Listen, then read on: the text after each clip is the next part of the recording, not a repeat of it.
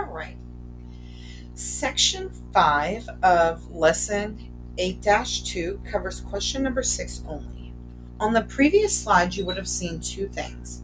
First thing you would have seen was this picture that says the skate park will have an angled grind rail. A drafter is drawing the grind rail on a coordinate plane. And the other thing you saw on the previous slide was this connect to algebra note. It says the point slope form of a linear equation is y minus y1 equals m parentheses x minus x1, where m is the slope and x1, y1 is a point on the line. We're going to be answering questions number 6, and 6 contains a couple of different parts. It contains A, B, C, and D. Let's take a look. It says the drafter has already drawn line N. Next, the drafter needs to draw line P so that it's parallel to line N and passes through the point -2, 3. A asks, what is the slope of line P and how do you know? B asks, what is the equation of line P written in point slope form? And C says, what is the equation of the line P written in slope intercept form? And the last thing is sketch the line on the drafter's coordinate plane above. For this particular problem, I think it might take you about 4 minutes to work through questions A through D. Go ahead, pause your video, 4 minutes time.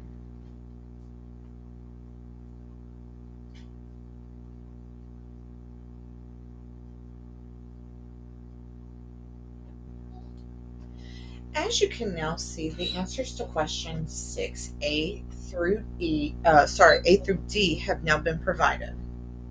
I've said, well, the slope of P has to be 1/8 because I know that N and P are parallel, and since the slope of line N is 1/8, because I could have clearly counted that, then I know that the slope of P is also 1/8 because they're parallel lines. So I came up with the M to be 1/8. Now, in part B, it asked me to write this equation in point slope form. So I used this formula right over here.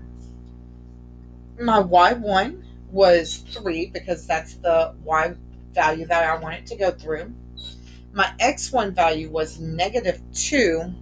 And don't forget, we just found the slope in part A, which was 1/8.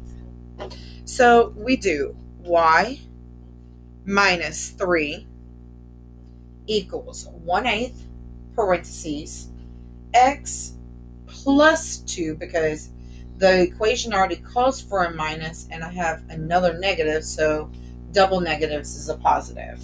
Okay? Now, in part C, it asked me to find the equation of P written in slope-intercept form. So I actually did the math over here off to the side in the My Notes section. The first thing I did was I did y minus 3 equals 1/8 x plus 2. That was the formula from part B. I used the distributive property, 1/8 x and 1/4, because 2/8 is 1/4. Next thing I did was I added 3 to both sides of the equation. I got y equals 1/8 x, and I put plus 3 1/4. Well, 3 1/4 conversion was 13/4. So I went ahead and I wrote that instead here in line C. Now, it asked us to sketch this graph, and I want to talk about the way I sketched my picture, because I sketched my picture not using the 13/4 as my y-intercept. I actually sketched it using the ordered pair that it told me it went through.